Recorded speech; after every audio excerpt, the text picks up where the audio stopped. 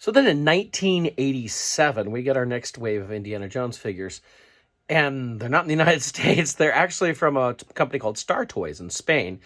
As far as I can tell, or the things I've seen, is these were only released in Spain, or that general area anyway. I don't know a whole lot about them. They look a lot like bootlegs, but I did happen to get one while I was in Spain, of all places, back in 2016. So I'll go ahead and take a look at the one I have. Now, there were, 5 or 6 figures in this. They were kind of crazy. None of them are really match anything to go with film, although there's one with a crocodile you could think with from Temple of Doom and things like that. The one I have is the kind of basic Indiana Jones, so it's pretty cool. Although one, I guess, came with a digital watch and some other things. So some craziness here. But I'm just going to look at the one I have so you can just see kind of what this line looked like. All of them, the figures were the same. They just came with a couple different accessories or like different cloth clothing and that sort of thing. I actually found this in Barcelona in, was it 2016?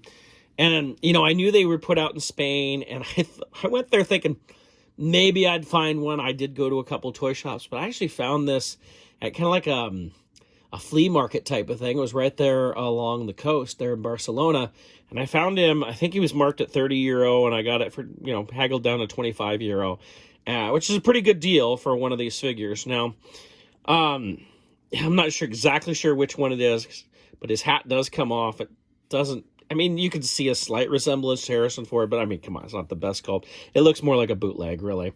He does have his whip here, as you can see.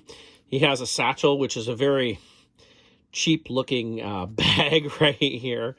And he does have a belt, and you can see there's ammunition on the back of the belt. He's pre-posed with his legs.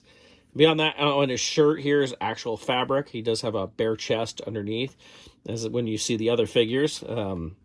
Some of them come without a shirt. And if we compare size to, again, we'll take the 3 3/4 inch Kenner figure, you can see he's quite a bit taller. Not quite Mego size, but pretty close to that. Probably about 6.5 inch, I think is. Maybe 7 inch. But it was still cool to find an example of this. I'm not going to go out and try and get the whole line. But it was cool to get one of these. The whole line, they're mostly the same figure, just with different accessories anyway. So the fact that I was able to pick this one up. So near as I can tell, this is the figure that was supposed to come with a gun. The rest of the line had it come with a giant alligator, a cloth bag for kids to play with, a compass for a kid to play with, a giant snake, rats, and a digital watch for a kid.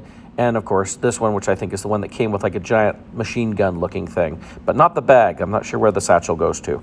So as a look at the 1987 Star Toys Indiana Jones line. And after that, we didn't have official Indiana Jones lines until the 2000s. And I'm not even talking about 2008.